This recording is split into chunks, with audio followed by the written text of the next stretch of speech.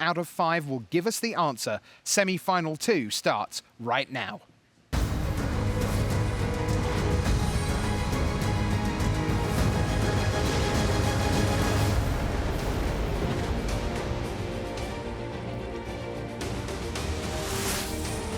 Hello there, welcome back to the booth here at the Magic the Gathering World Championships in Las Vegas, Nevada. I'm Marshall Sutcliffe, joined by Simon Gertzen, and it is our great pleasure to bring you coverage of the second semifinal match. 2 players battling it out for their spot in the finals, as it turns out, against Javier Dominguez and his red-black deck. So we're going to start things off by introducing our players. First up, from Poland, playing red-black, Grzegorz Kowalski. Take a look at Grzegorz as he makes his way to battle. What a run for him. He won his first GP this year. This is his first time being platinum. He's one of the least experienced players in our field, and he's facing down the most experienced player in our field, at least from the Pro Tour perspective. From the United States, Ben Stark. Ben has 59 Pro Tour starts, which makes it more than anybody else in the field, Simon. He is the most experienced Pro Tour player in the World Championship this year. So we have very much the old guard versus the new sitting down across from each other. Taking a look at the deck list, let's talk matchup here, Simon. Ben Stark, well, he decided to go under the competition, as we say. He has a very low to the ground mono red deck, in many ways focused around Hazoret the Fervent. Yeah, absolutely. Ben's deck is really cheap, and he's the only deck in the field actually that is maximizing the power of Hazoret. 4 copies, no questions asked. No, you don't want Chandra, you don't want Rekindling Phoenix, you just want Hazoret. Yeah, more typically for the red-black decks of the mid-range variety is what we have in the hands of Grzegorz Kowalski. And just by contrast, he has 1 Hazoret the Fervent, which is pretty common, but he also goes up much higher in the chain to cards like Glorybringer and, of course, Rekindling Phoenix and the like, where instead you're going to see cards like this out of Ben Stark. G2 Lava Runner. This can be a very quick matchup. Not the time to go grab a sandwich. Yeah, it's definitely good for Kowalski that he is on the play, because being on the draw against this red aggro deck does lose you a few percentage points for sure. There's a rigging runner for Ben Stark, but you're going to notice here, no second land drop for him. He's kept a 1 lander. Now, in some decks in Standard, that could be akin to disaster. In his, it means a slow start, but he does get to deploy quite a few of his cards. His deck is super cheap. He has so many 1-drops that 1 mountain alone is actually allows him to cast about half of his deck. But surely he will have to draw that second land.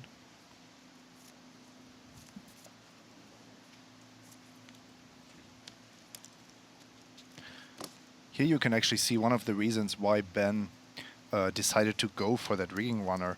He wanted to have as many 2 toughness creatures as possible, and so decided against, for example, 2 mana 2/1s to be prepared for a Chain Whirler metagame.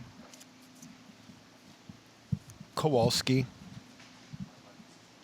with the Goblin Chain Whirler. No attacks here with his Heart of Kiran. He is happy to be on the defensive at this point. Ben Stark does have the option of sending in his creatures and trying to leverage one of these shocks for value, but instead he is just simply going to pass the turn back to Grzegorz. So that missed land drop now, it's starting to get worse and worse from Ben Stark's perspective, and Grzegorz Kowalski, he's going to look at this and say, how best can I capitalize on the fact that Ben played nothing here on his 3rd turn? And the best thing about that, Marshall, is that suddenly you're not under that much pressure. Look at the life totals, 19-19, but you have 3/3s and 4/4s on the battlefield. So suddenly you can dictate the pace of play. You can even go aggressive. When in other games you're just sitting there. I hope I don't die. I hope I don't die. Okay, and it's time to get attacking here for Grzegorz Kowalski. He's going to put Goblin Chain Whirler in the Heart of Kiran, attack for 4, play a Bomat Courier, and another Chain Whirler? Is that? No, he's just going to pass a turn back here. Leaving up Unlicensed Disintegration. Right, that's the card you'd be thinking of if you were Ben. Now, Ben ends up leaving that mana completely fallow for the entire turn. He does not play a shock out of his hand. He does draw a Wizard's Lightning for the turn, and that Lava Runner does mean that he has the ability to fire it off as a Lightning Bolt, just 1 mana for 3 damage. And there it is, unlicensed disintegration on the rigging runner.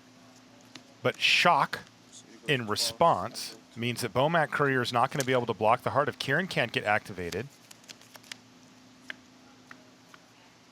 And Ben's going to get in for 1 damage. But here's Hazaret the Fervent, and that's all Ben Stark needed to see. Grzegorz Kowalski with the big Game 1 victory.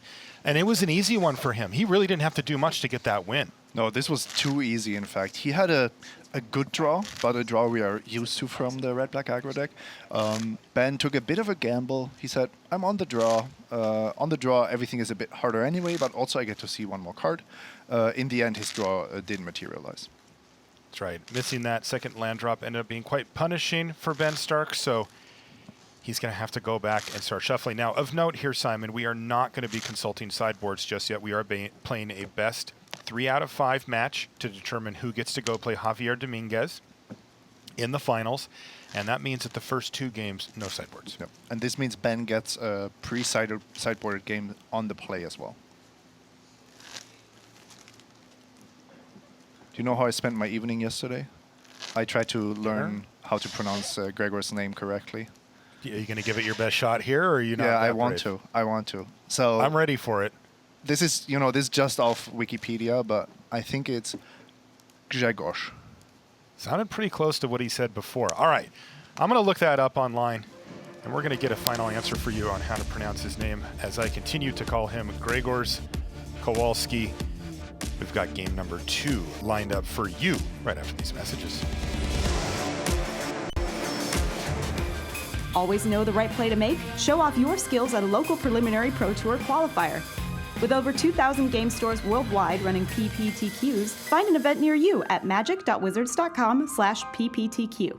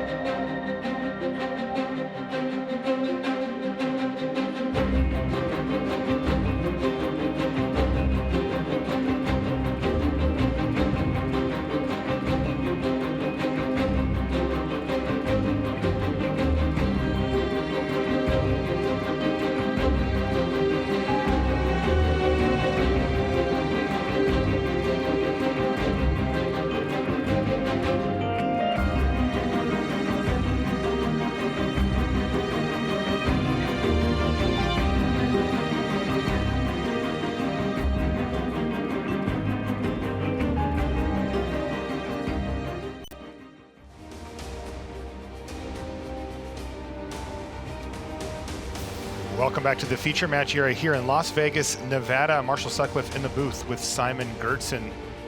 We're here for the Magic Gathering World Championships here for 2018. We're bringing you this live and uninterrupted. Ben Stark, a major stumble here to kick things off against Grzegorz Kowalski, who says, sure, I'll take a win. Ben kept a 1-lander. It did not materialize for him, and now Grzegorz finds himself up 1-0 in this best 2 out of 3. Simon, I got overwhelming verbal and other confirmation that you were 100% correct with your pronunciation. Well played. It is, however, extremely hard. So I think I will go back to Gregor or Grzegorz. the perfect answer for the turn 2 threat here from Ben Stark. Earthshaker Kenra, that thing normally can come back via Eternalize, but Magma Spray sends it packing into the exile zone. I'm actually very surprised, Marshall, that we didn't see a 1-drop out of Ben's deck. Me too. That's not a good sign. It really isn't. Remember, this is pre-sideboard, so a deck that was willing to keep a 1-lander, admitting that he needed to draw a second one at some point in the first 2 to 3 turns of the game, still, that's a lot of ones that he's not playing. Perhaps he has cards like Shock. Let's take a look. Perhaps he has cards like Wizard's Lightning. Wow, triple Wizard's Lightning, but a quick check of Goblin Chainwhirler reveals no wizardly intent on that card. So these Wizard's Lightnings are going to have to do major work for full price.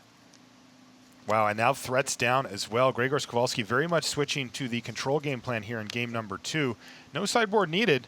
He's got cut for the Goblin Chainwhirler, leaving Ben Stark threatless. And this is so terrible. He's holding 11 points of burn, but Kowalski is on 19, so these cards are effectively dead at the moment.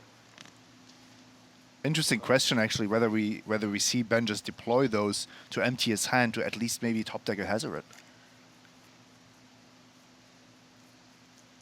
Just start firing them off. Do you want to keep them in hand? Maybe if No. you draw a wizard, that could be definitely cheaper to get rid of them. If he draws a wizard, he could just empty. And the big question is what Kowalski plays here. So he has the decision between Rekindling Phoenix and Chandra. Chandra was the choice. And he knows Ben has a bunch of burn spells in hand, because Ben is not going to be holding 4 additional mountains in his 22 mountain deck. He's going to use 2 mana off of Chandra's, one of her plus abilities. And this is a Shock Wizard's Lightning combo pack here from Ben Stark to get Chandra off the battlefield, but the 2 mana went into a Scrap Heap Scrounger, and somehow, some way, Grzegorz Kowalski is the one with the threat on the battlefield, not Ben Stark. Yeah, and Ben has decided that he will play a control game here. He is going to kill Kowalski's permanence as best as he can. And then just hope to rip Hazoret the Fervent and Exactly. make that plan work, because that is a tough sell.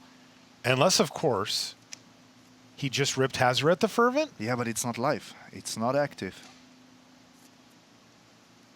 Wow, he did draw Hazoret the Fervent, but like you said, his plan of even 2-for-1ing himself to get rid of Chandra, not enough to get him down low enough on cards to actually attack with Hazoret this turn. So now he's considering his options, and his best option, he decides, is just play Hazoret out. He knows he can empty out his hand next turn no matter what. And he didn't really want to burn the Phoenix here, 2-for-1ing himself again and leaving Hazoret in his hand. Rather drop the Hazoret and then assess his options next turn.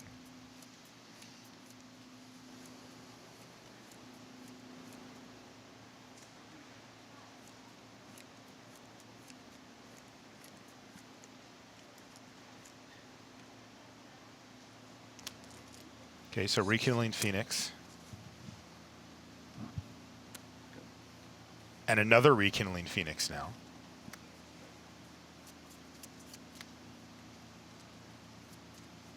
Ben Stark down to 16. This is the turn where we were absolutely going to see Ben go down to 1 card in hand.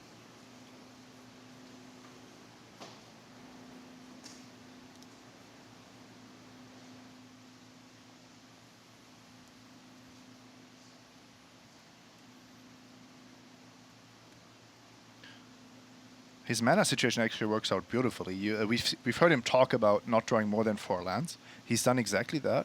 And he's able to cast all the cards in his hand if he wants to. But how to deploy those cards is actually the tricky part. He is thinking through the sequencing. His draw step for the turn was Soulscar Mage. There actually were draw steps that he could peel there that didn't let him get the necessary number of cards out, though the vast majority of his deck did. And in fact delivered with Soulscar Mage. And that is a wizard, and he's going to go for Lightning Strike as well. That's going to be on the Elemental token. So one of the Rekindling Phoenixes has been handled, and Hazoret hits for the full 5. But there's still a Rekindling Phoenix sitting there on the other side of the battlefield. And Ben Stark, he's out of cards. And that means Kowalski knows that he has a very good chance of being able to block with the Phoenix and keep it around. Or not. Or Here not. comes the Rekindling Phoenix in the red zone. Ben Stark's going to drop down to 12. Why is Grzegorz doing this? Let's take a look at his hand. He's got Heart of Kirin and an Abrade. He also can get back a Scrap Heap Scrounger now, thanks to the Rekindling Phoenix in his graveyard. And Pia Nalar looks like it was also in hand there for him. So that makes a lot more sense, because all of these other plays wouldn't have been able to block the Hazoret. Right. Now he's got plenty of blockers.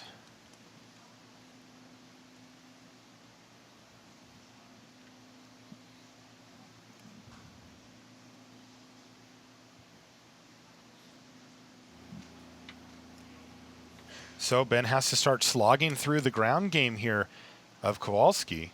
Yeah, you might remember the Hazoret mirror matchups when Ramanab Red was so prevalent, often coming down to some kind of stall, because Hazarets on both sides, they're kind of bumping into each other and not doing much. But here, Kowalski actually has the Air Force to go with it. And this means you just stabilize the ground, don't take any additional damage, and you are threatening a 2-turn clock.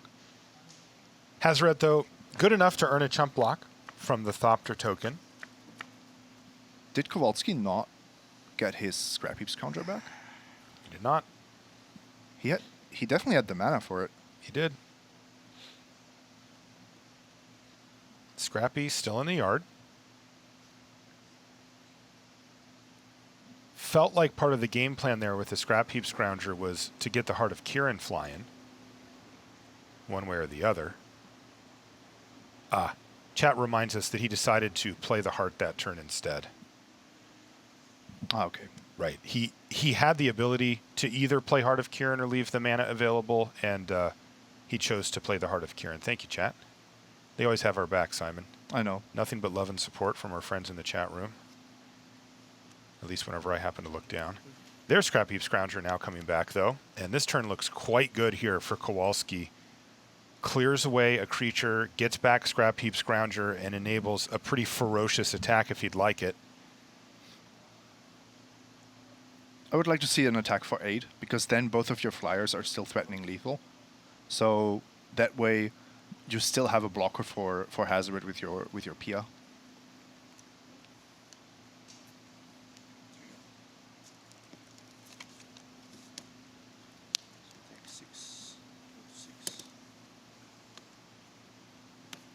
Oh, there's another blocker. Wow, goodness sakes, a Bomac Courier, and this one's just about in the books as Ben Stark packs up his cards. Another lackluster draw from him, and things humming right along for Grzegorz Kowalski as we head into sideboarded games.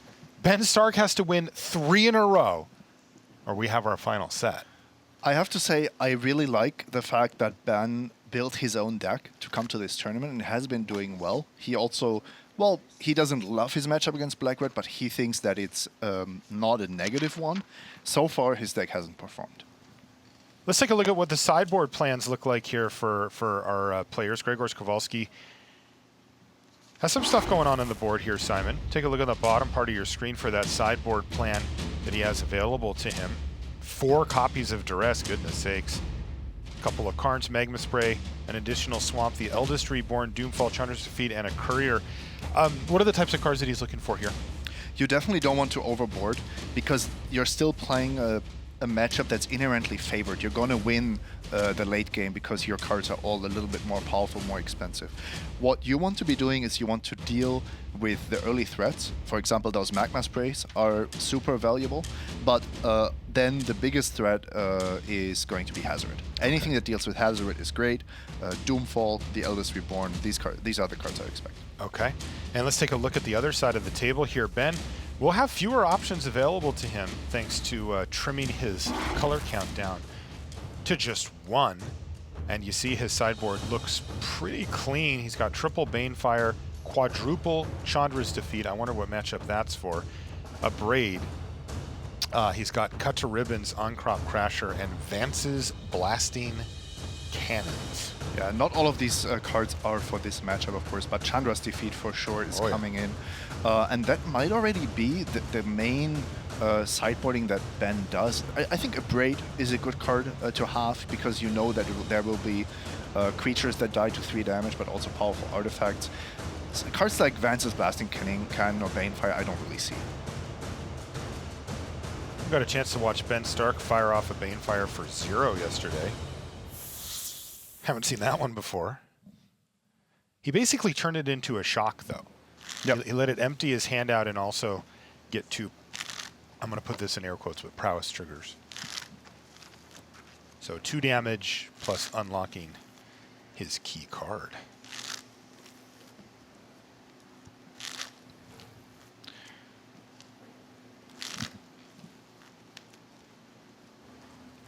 Players just getting shuffled up here for game number 3. Thanks so much for coming along. If you're just tuning in, I got bad news. You missed some stuff. There was a Team Series Finals. Ultimate Guard Pro Team having locked up the win in 2 rounds. Congratulations to them. And now, you've also missed one of the semifinals. It was exciting stuff. Very quick, brisk semifinal number 1. But the full 5 games. It went all 5. That is true. Javier Dominguez from Spain crushes the dreams of Shahar Shanhar, trying to go for that 3rd world championship from Israel. He said, nope, not today. I almost got this last year. I'm coming back for it this year. And Javier Dominguez, against all odds, has secured his seat in the finals in 2 years in a row. It's hard to describe how unlikely and difficult that road is. It's easy just to tune in here and say, okay, well, it's a 24-player field. Sure, they're all amazing, but, you know, somebody's got to get there. You have to get back here. It is really, really difficult to imagine all the variables that he had to work through to get here. It's also difficult to imagine Marshall losing 2 finals in the World Championships in a row. I mean, Javier is a jolly fellow, but that must sting. Well, we're going to get to find out if that's going to happen or if he's going to finish the job. And right now, odds-on favorite, Grzegorz Kowalski to be the one to play against him. He just wants to win one of the next 3 games against Ben Stark. Just 1 game. And he's in, and Ben Stark's on a mulligan. Nothing seems coming together here for Ben. Nope. Not what he was envisioning when he got up this morning. Maybe he's pessimistic and he was envisioning this.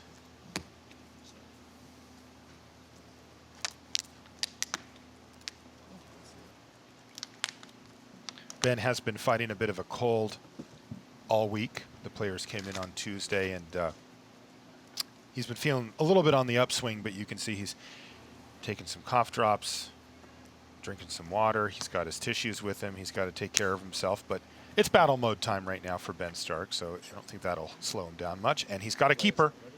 This card's going to go to the bottom, and game 3 is underway. There's a 1-drop Soulscar Mage for Ben Stark. That's how he wants to kick things off. Kowalski with land go. That's pretty typical for this deck. Go. Take 1 and no second land drop again for Ben Stark. Is this the wheels falling off for Ben? He has not been able to put together any reasonable offense in any of the games yet. Kowalski just calmly taking out the only threat on the other side of the battlefield. It was a rigging runner off the top for Ben. Does he even want to play it? No.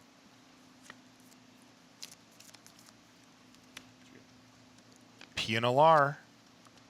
Well, there's going to be a magma spray, so Ben gets to use his mana anyway. And no land again for Ben Stark. Grzegorz Kowalski, there has to be blood in the water here for the Polish Shark. He is ready to strike land number 4 right on time, and if he can just play 4 mana worth of anything, you got to feel like he's in an overwhelming position to win this game and take that seat in the finals against Dominguez. 2 Scrap Heap Scroungers in his hand, Carry Zav, Rekindling Phoenix. Maximum pressure on Ben Stark. He effectively just put 6 power out.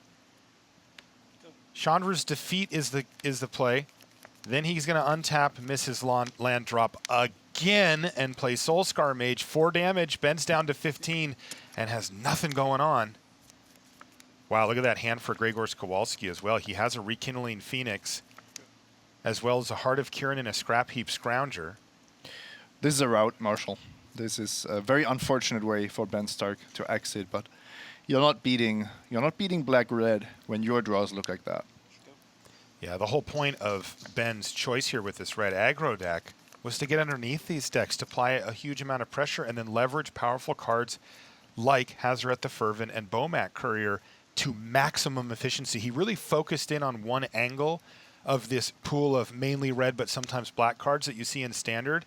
But if you can't deploy those early one drops and get out ahead, it is nearly impossible to come back. And Kowalski has completely emptied his hand. Ben Stark says, I have no outs, extends the hand, and Grzegorz Kowalski is into the finals. He says, easy game. I'll see you there, Javier Dominguez. And we are gonna see two red-black decks clash against each other. This is a bit of a send-off for Standard, and this is the way it should go. Red-black has been the deck in Standard, and now it's gonna be Grzegorz Kowalski and Javier Dominguez to determine your world champion.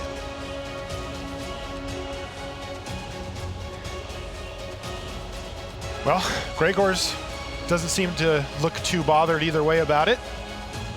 He says, well, that wasn't super difficult. I just played out my spells. My opponent didn't, and I won the match. Not much to say there, Simon. No, also not much to celebrate. There wasn't anything super exciting happening. So I think it's also a respectful move to not, celebrate too much when your opponent was stuck on one land. Sure, yeah. And that happened a lot for Ben Stark, by the way. On our monitor here, I just saw another big handshake from Ben across to Grzegorz Kowalski, wishing him luck in the finals. Of course, sportsmanship, a big part of our game. And it's nice to see that at that level. But I'll tell you what, if I'm in Grzegorz Kowalski's seat, I'm starting to dial in because I have a very major task ahead of me. There's a Spaniard sitting across from the table, and he wants that trophy. He was one turn away last year, and we're going to find out if he can get there when we come back. We'll be back after these messages.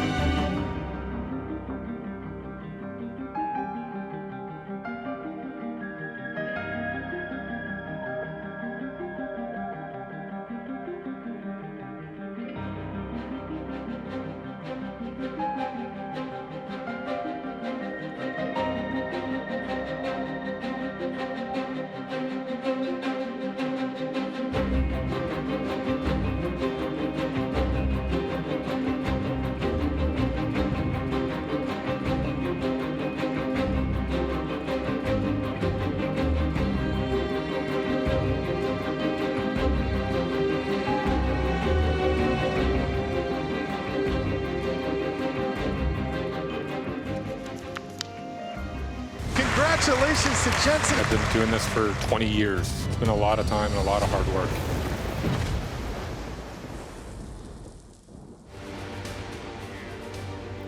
Hello and welcome back to coverage of the 2018 World Championship of Magic the Gathering. Marie Bartholdi joined by Simon Gertzen.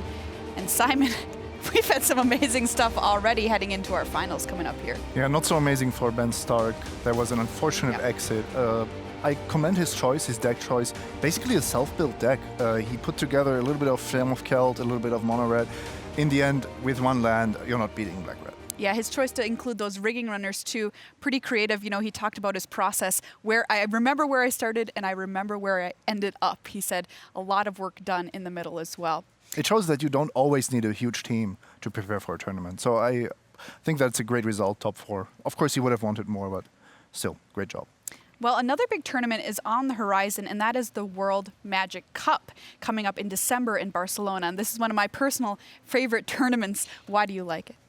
I like it because it's this unique mix. You get at least one pro player per team, but then players that have qualified at their nationals. And that, of course, those can be great players, those can be known players, but we also see the lesser known amateur players, if you want. And that makes for a very interesting dynamic that we don't see otherwise. And it's a pretty important thing to be crowned captain of your World Magic Cup team as well. Why is that such an honor, Simon? Well, there's only one player in your country to get that honor. And also you are competing for additional fame, money, prize. You get the recognition of your peers also. I think if you can say, I carried the flag for my country, that's huge. And some teams, year after year after year, we see putting up a pretty strong performance. Do you have any that you look to? Italy? Yeah, that's what I'm thinking of right now. Absolutely, Italy. I'm from Germany. I'm looking at the German team. Historically speaking, the USA have always put up very good teams despite huge national tournaments. So overall, it's great to have so many nations from all over the continent. And you can't forget the costume contest, of course. Yeah, you mean the dragon, whatever it is, from Wales? Pajamas. The dragon, whatever it is. Yeah, the dragon onesies from Wales. Those are my favorite from last year. Well, all of the captains are set, and the man who knows all of them is Rich Hagen. Hello everyone, welcome to the video. Well, Rich Hagen here with you. It's our chance to honour the 74 players from around the world who are going to lead their countries into battle at the World Magic Cup later this year. So let's get to the video monitor. We'll start through. We're going to play no favourites here. We're going to go A to Z. So we begin with Argentina and Luis Salvato. Obviously a huge name to kick things off. David Mine's a regular for Australia. Clocker is back, a former Austrian national champion. Pascal Viren, the same. Marco Vargas is back. Carlos Romao, who of course played earlier today in the Team Series Championship. Alexander Hayne wins an always competitive Canada World Magic Cup race. On we go with Patricio Roman. He's frequently the champion for Chile. Liu Luchen for China. Chi Cheng-ye for Chinese Taipei. As we head on down, Vieren Horvat from Croatia. Of course, Martin User is back for the Czech Republic. And Daniel Antonio, he's one of those players who has basically been at every single World Magic Cup since its inception in 2012. Simon Nielsen snuck in an incredibly tight race with Michael Bonder for the Danish World Magic Cup captaincy. Let's move on to our next group of countries. We begin with Jose Alvarez from the Dominican Republic. As we head on down, Francesco Giorgio's been on the England World Magic Cup team before. Carl Sarap, a regular for Estonia, as is Matti Kuisma for Finland. Now, for France, Jean-Emmanuel Depraz, he's had a phenomenal season, right in the top tier of the game. Of course, he won Grand Prix Warsaw late last year.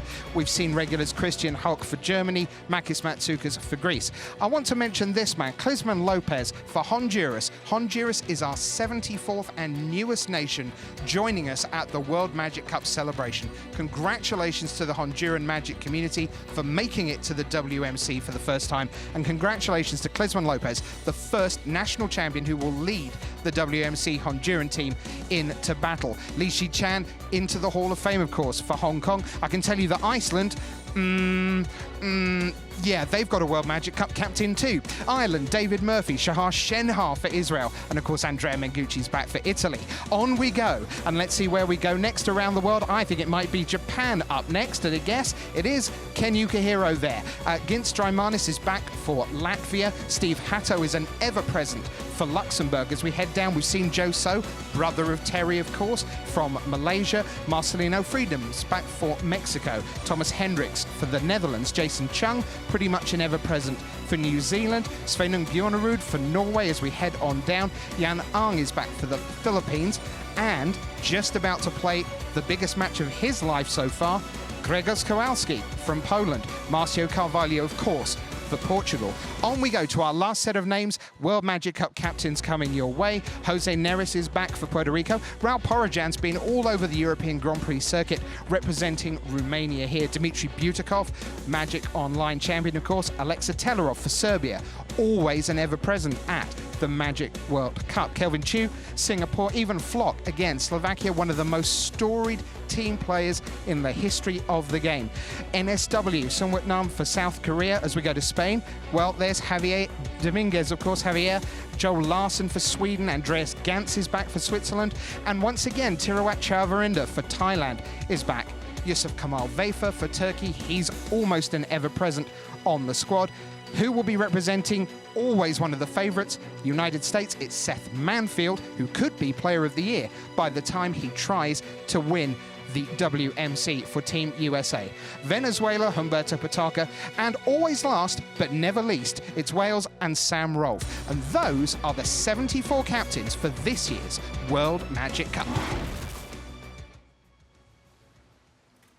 Thanks so much, Rich. Yeah, you definitely do not want to miss that tournament. It is so much fun. The camaraderie between the teams, everybody just having a blast playing their games, but also high-level competition as well. So while we turn our mind away from the World Magic Cup, it's time to talk about the finals here in the building. And the first person we're going to look at is Javier Dominguez.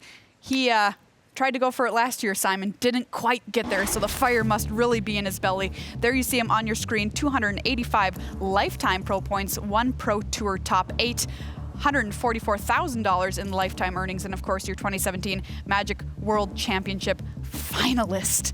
Must be so close one time. Here he is back in the finals yet again. Let's take a look at the deck that Javier is bringing to the tournament. It's a popular one. Red, black, aggro. Pretty straightforward, Simon? Yeah, Dominguez has a lot of experience with red decks. His finals appearance, the match he lost against Huey Jensen, was actually with Ramonap red.